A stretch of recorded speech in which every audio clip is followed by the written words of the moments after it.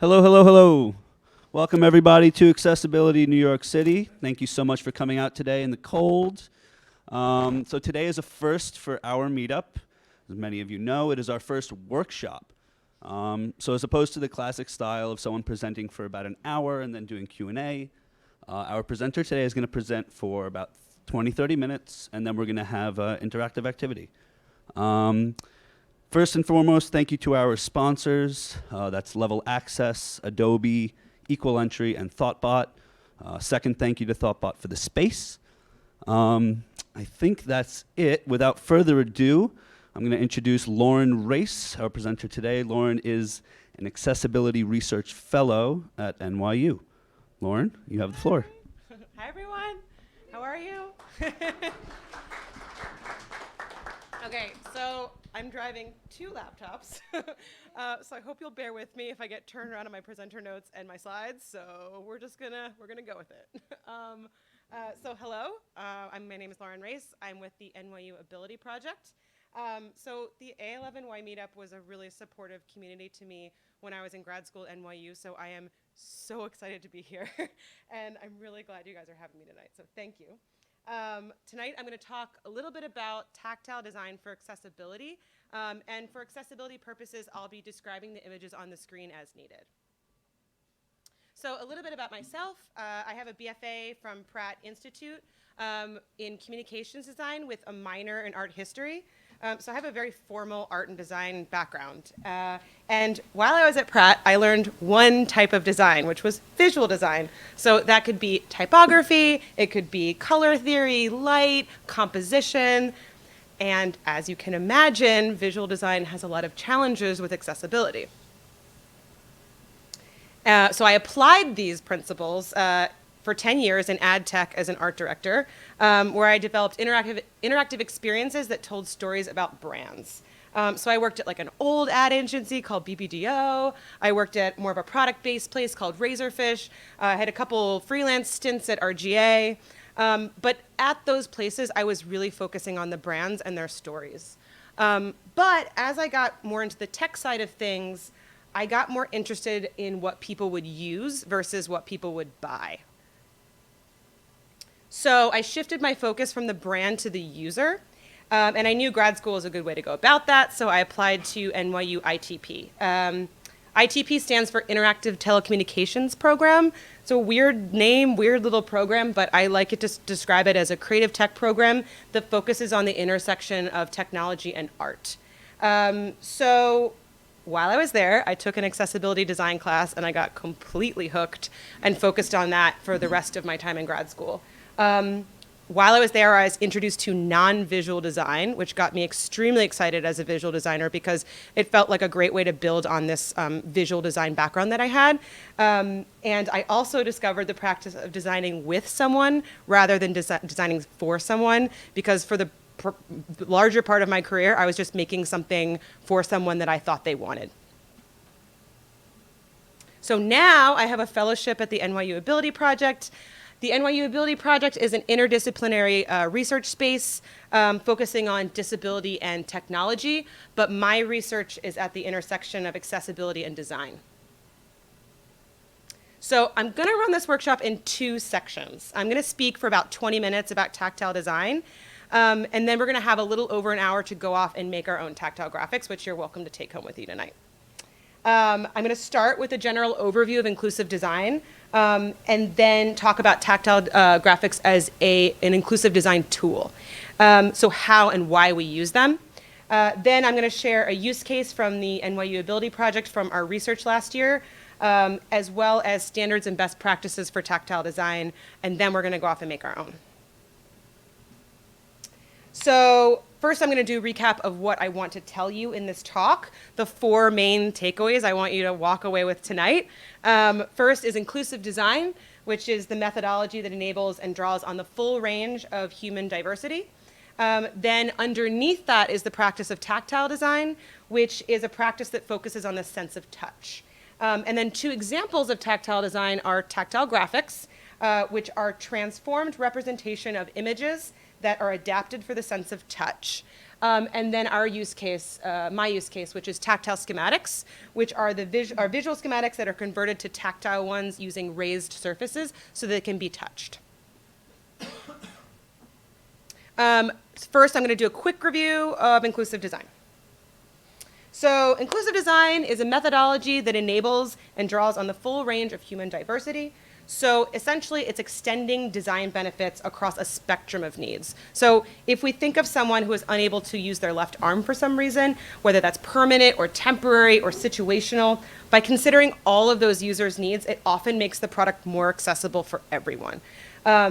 And so when I think about a persona for design, I know in experience design, we often talk about personas. I don't think of it so much as an archetype, so much as a spectrum. So the images on this slide show a person with an amputated left arm, a left arm in a cast, and a left arm holding a baby. So if inclusive design is the process, then accessibility is the outcome.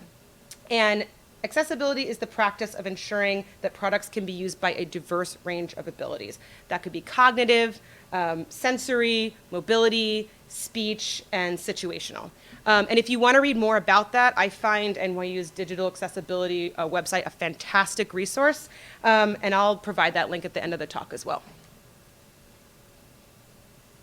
So when we talk about disability, we approach it with two models. There's the medical model for disability, and then there's the social model for disability. The medical model is that the person should be changed by medical treatments, and the social model is that society should be changed by removing the barriers for that person. And so when we talk about inclusive design, we use the social model for disability because it's about designing our world to include everyone. And so a good example of that is the stair example. So with the medical model, I would say, I want you to climb the stairs. And with the social model, I would say, I have other options to get you to the next floor. And tactile graphics are a really excellent collaborative tool for inclusive design. So tactile graphics communicate the same information that a sighted person would receive from looking at an image using tactile raised surfaces.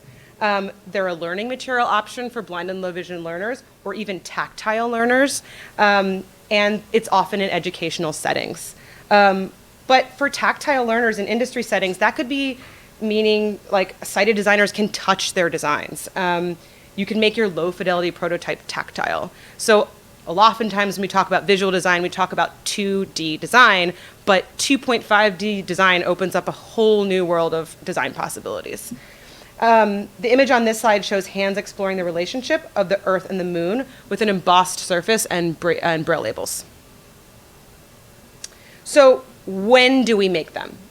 First, when the object is unavailable, like the stars, when the object is too small, like an insect, when the object is too large, a tree, when it's difficult to explain, like the phenomenon of a rainbow, it cannot be touched, like a snowflake that would melt, or maybe like a poisonous snake, or the size relationship needs describing, like an elephant versus a man. And there's also a long history of DIY tactile graphics. So you can use customized paper collaging, you can use felt and hot glue. Oftentimes people will use wiki sticks, or you can use found objects. But the problem with these is that they're singular graphics that are really hard to reproduce. There's only one of them, right? And the images on this slide show a handmade collage of a lake, a hill and a sun, a felt book of 2 flowers and pots next to a hot glue gun, kids touching a graphic using wiki sticks, and tree planted in grass with roots using stick leaves and astroturf and straws. But the good news is there are 3 other ways in which you can reproduce them.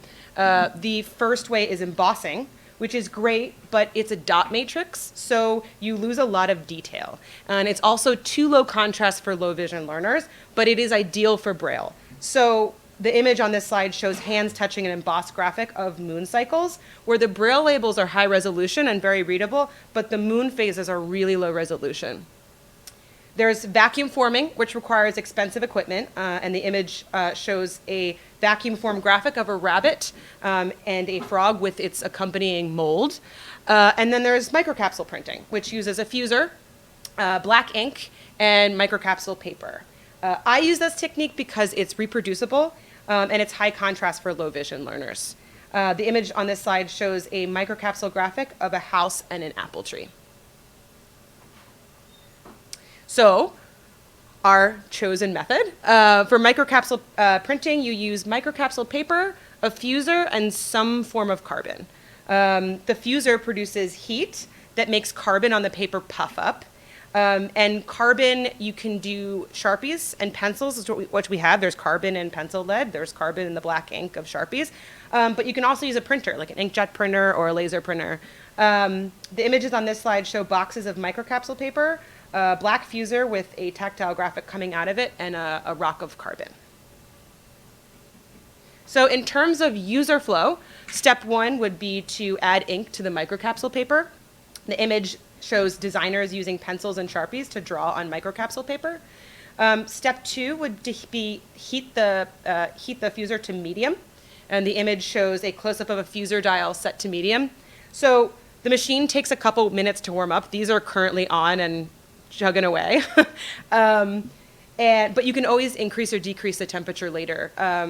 Sometimes when you heat the paper too much, it gets like a busy, it gets kind of textured and it feels like a busy background for a tactile learner. So, you know, it's just something to be aware of. Also, sometimes if the heater's too hot, the areas that have carbon in them will start to bubble.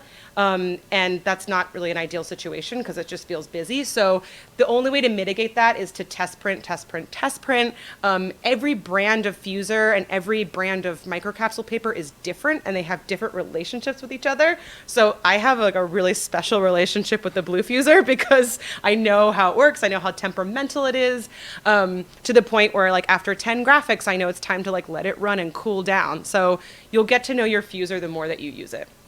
And again, test print.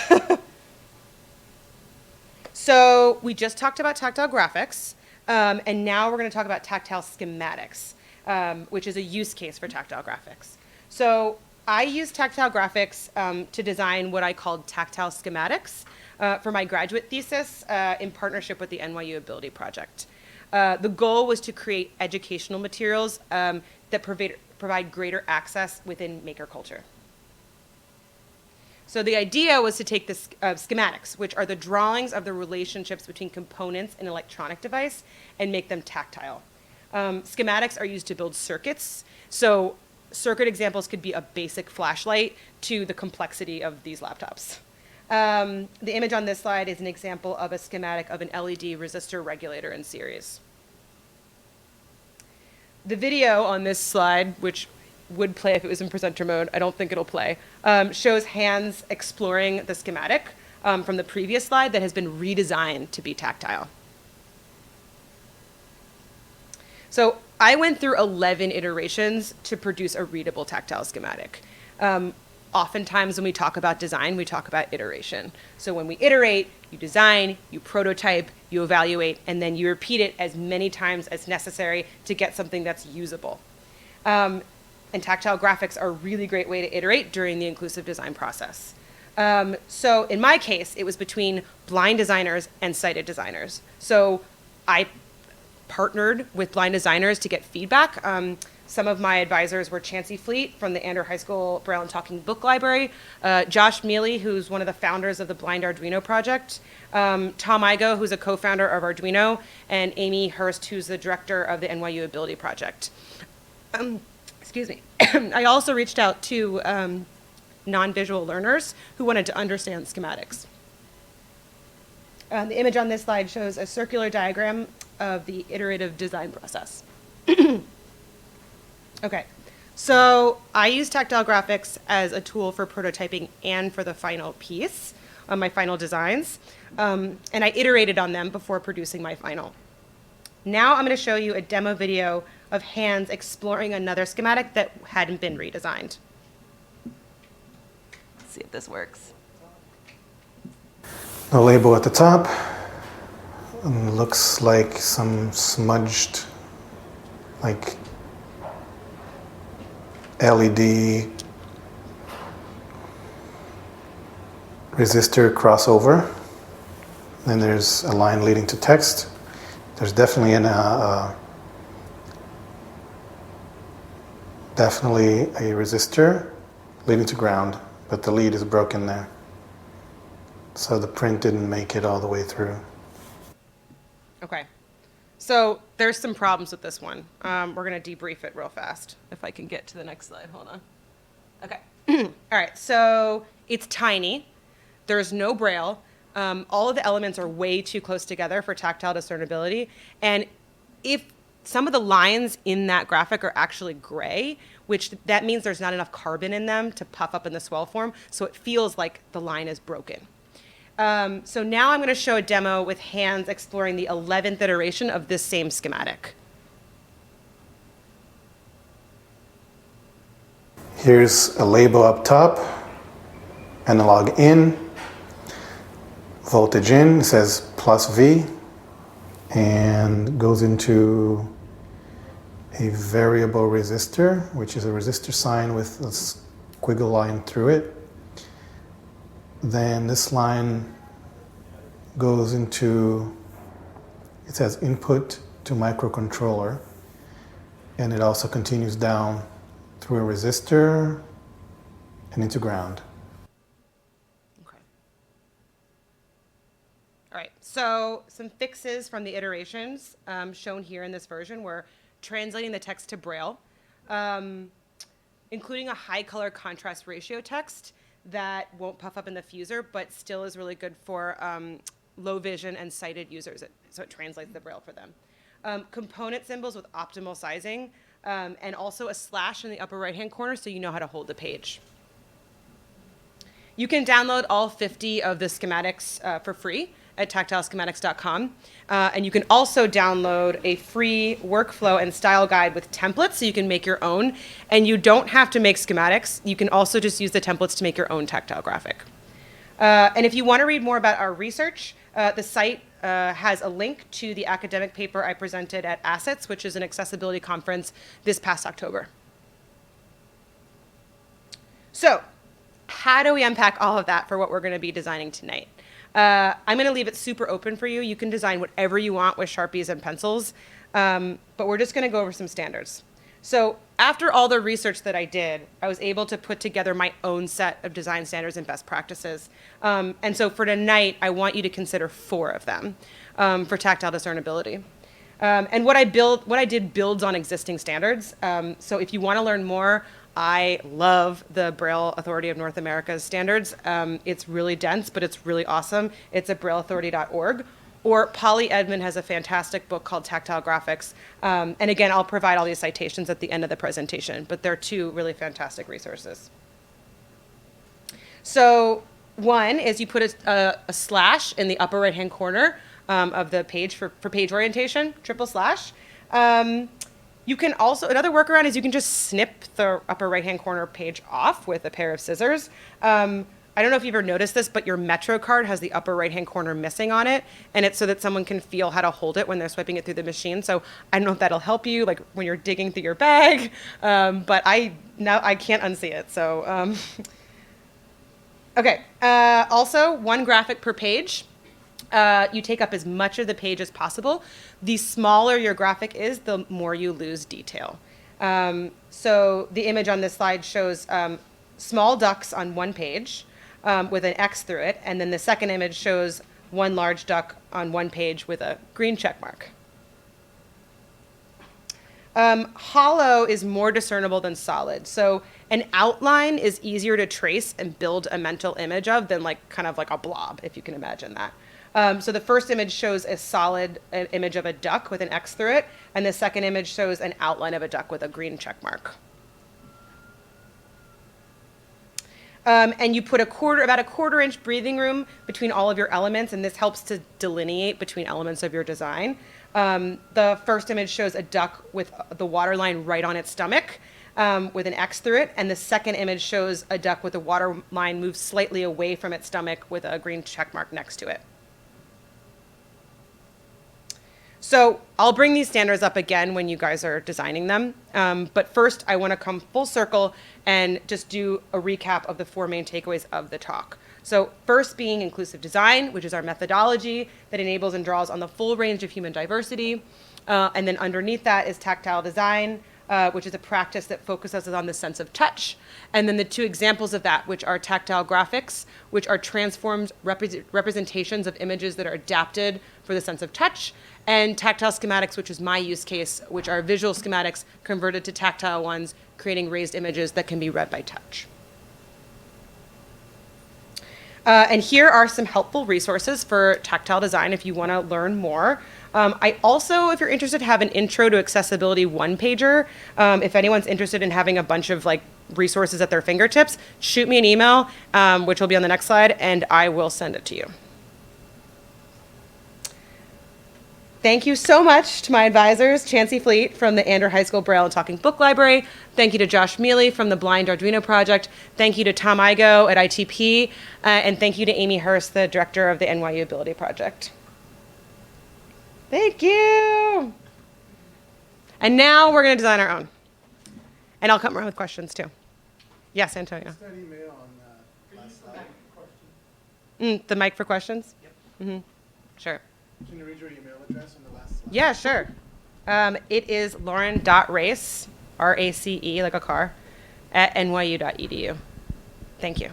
Okay, so now I'm going to come around and pass out some papers. I'm also going to ask you guys, when you're done, to Joseph's going to come around and I want you to describe your final design so people from home can know what you've made. Yeah, so for the next 15 to 30 minutes while we do the workshop portion, we're going to shut off the live stream so that people don't have to watch us playing around for 30 minutes. All right, Okay, so they're going to cool. see us draw. That's cool. That's cool. And then once we've finished with the actual workshop portion of making our designs, then Lauren's going to ask a few of you, whoever wants to share what they drew and discuss the process of making it. And then we'll wrap up for the night, all right? It's a good exercise in describing your images. One thing I want to point out, just as an awareness thing, with assistive technology, a lot of this stuff is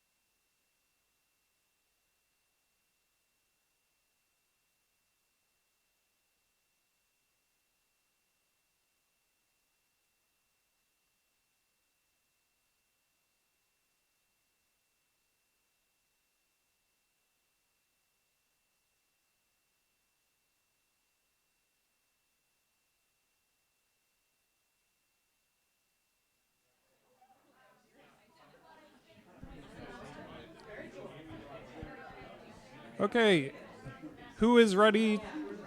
Whoop, in front of everything. Is this on speaker as well? Awesome. Okay, we're going to start wrapping up here. But first, who is ready to describe what they have drawn? I'll bring the microphone around.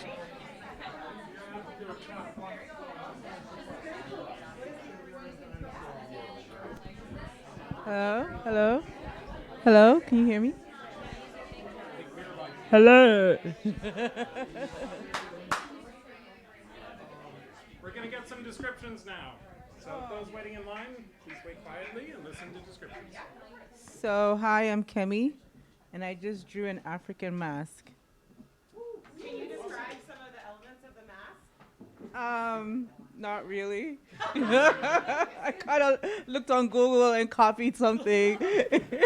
That's just okay. Yes, it has eyes. It has oval shaped face, eyes, mouth, and some motifs of, I'm guessing, earth and life and land and stuff like that. On, I think it's a female's face, a woman's face.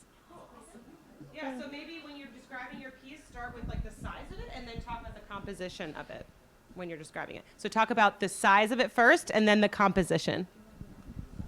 Oh, okay, over here.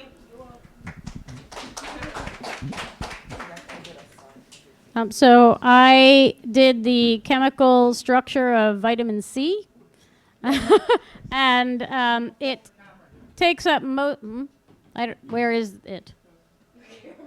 Oh, hello.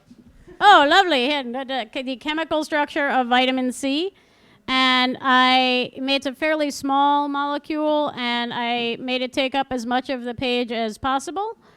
And I use the regular uppercase letters per advice rather than trying to do Braille. And I tried to make sure to space out things like the double bonds so it would be clear that it's not just a thicker bond, especially in contrast to whatever in the world the triangle-y thing is that sticks off of one corner. And then the sort of Wi-Fi-like thing that comes off of the triangle thing, I wanted to make sure felt different. I obviously don't remember my chemistry as well as I could have otherwise. But yeah, so I tried to make everything as distinct and broad and thick and simple but clear as possible. Woo! Awesome. Nice. Woo-hoo. Impressed. All right, who's up next? Oh, awesome. So I drew a sun, and I have a microphone voice. So my sun has a happy face and a lot of rays. So I figured that would be easy to describe if I was put on the spot. And I put the words, also letters, but I also put the, what's that other letters called? When people don't read Braille? The traceable text. I gave up on the Braille part because I really couldn't figure those dots out. And then I tried to put the orientation on the page as well. All right. Next up.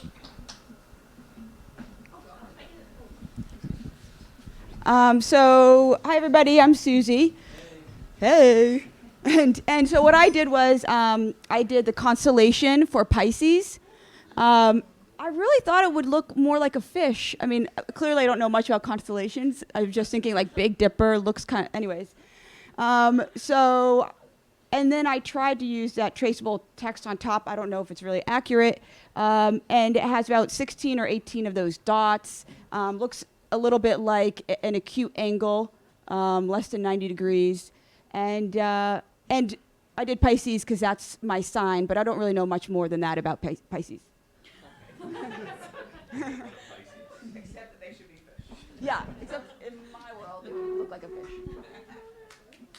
Who's next? Who's next? Who wants to describe? You? Okay.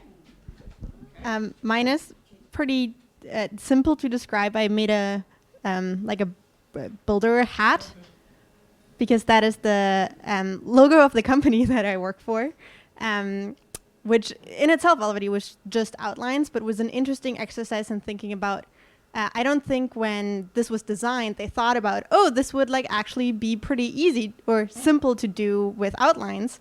but because he wanted to make it sort of simple, that it was just lines, and that was actually really nice to discover, although I butchered it a little bit. But that's it.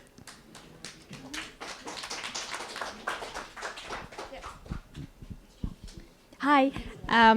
So I have a graphic organizer for an opinion essay, and it's meant to be used in K-5 classes.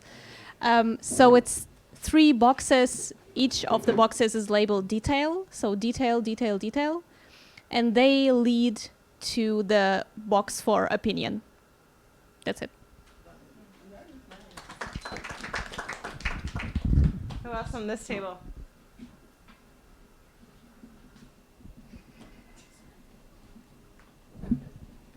Hello, my name is Snow. So it's kind of a mess here. I was trying 2 different type of Show it to the camera here. Oh, so I was trying 2 different type of design. The first one is. So the first one is kind of like a trace. Yeah. So the first one is kind of like a trace out of my hand with like totally different patterns, but where the fingertip is. So, because I was trying to, see if that can be like a guide for, for people to place their fingers. Because sometimes in museums or like whatever situation, like, you need to put your face on some kind of machines. And the second type is like cubes. So I was interested in like how to represent the depths of space with this, because of the limitation of like having to use black line. I was, just curious what kind of like creative freedom can we get out of this.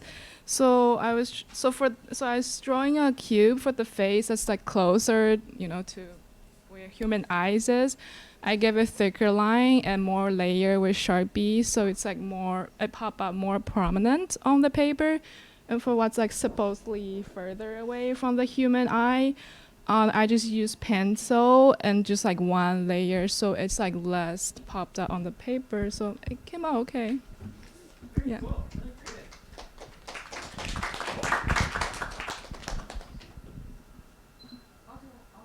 Yeah.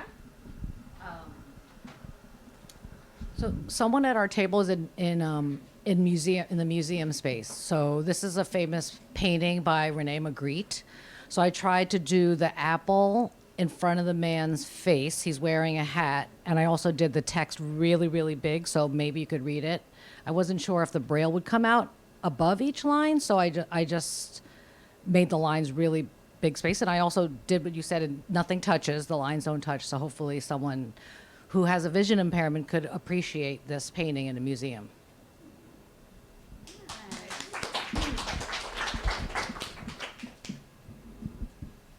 Who wants to talk about their design? Antonio? I'm going to hold the mic for you. Okay. Unless you want to hold it. I'm Antonio, and what I have here, the camera's there, right? Yeah. Okay, so I have a rectangle around the border of the page, across in the middle of the page. They're all like squiggly lines. And in the middle of the page, there are a lot of different lines at an angle. So I try to connect each corner by a line and then go from there. And around each sort of top, bottom, left, and right are also semicircular lines inside of the rectangle, almost like a basketball field sort of thing. Yes. Thank you. Awesome. Yeah, it does. It really does. Can you say that again? It looks like a pyramid. If you look at the top of it, it's like it's got like a vista. It's a very good picture actually. It's got real depth to it. Do you want to talk about your Keith hair? I'm just kidding. Anyone else? Yeah?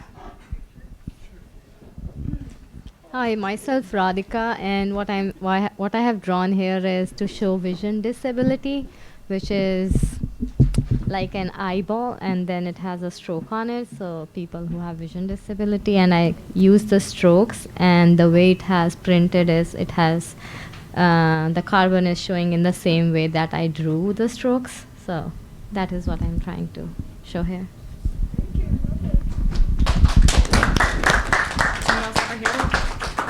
Hi, I'm Rebecca. I drew a roller coaster for I work with kids with cerebral palsy, so I figured that this would be something they never experienced. So I drew it out.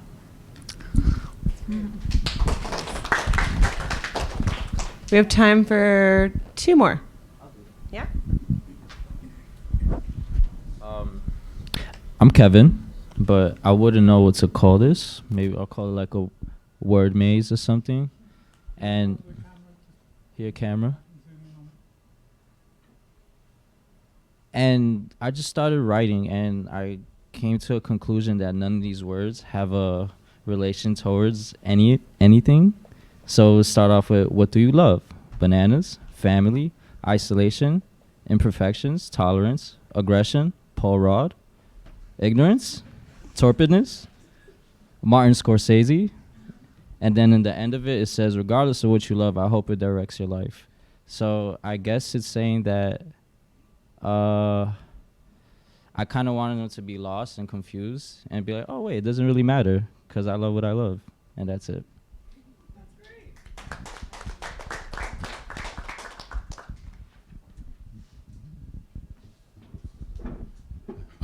My name's Matt, and this is Andrew. We partnered up together, and what we did was we took on as a challenge to try to do data visualization within the context of a tactile graphic. And what we came up with was a treasure hunt. And so the idea is that the player could know that the game would be to start by sitting on a rock, follow a path, but the key points in the path would be visual landmarks. So the first visual landmark is a tree.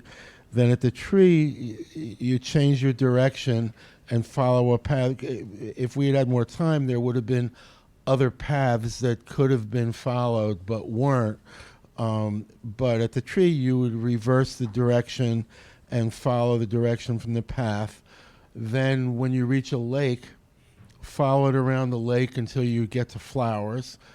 And then the player would recognize on one side there's a lake and on the other side there's flowers. They would pass through the flowers and ultimately get to the treasure, so that all of the whole game and all the clues would be done through visual representations rather than, and intentionally not use any words, not use any language, but do it all with symbolic language.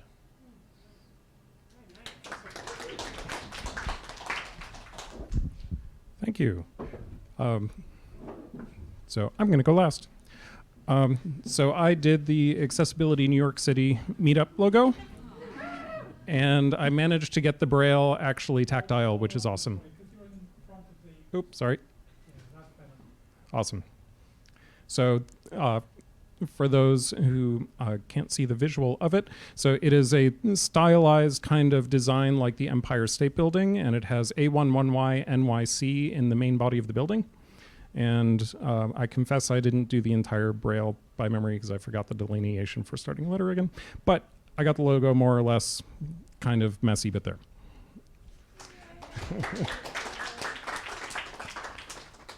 Huge thank you. That was an awesome presentation, and that was such a fun and successful activity. Thank you so much for bringing this.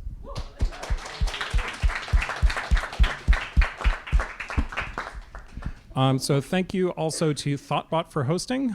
Thank you, Jolly and Internet Society of New York. Thank you, Mirabai and White Coat Captioning for handling all of the captioning.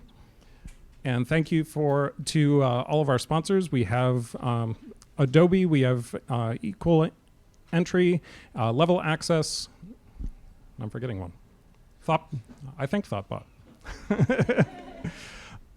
So we can hang out and check some things out for a bit longer. I know that we had an announcement from Cooper Union. And okay, thank you. So yeah, our friends at the Cooper Hewitt Smithsonian Design Museum, who's, as some of you know, have hosted and presented at the Accessibility New York City meetup, are hosting an event on body storming access interaction lab workshop this next Monday, December 9th.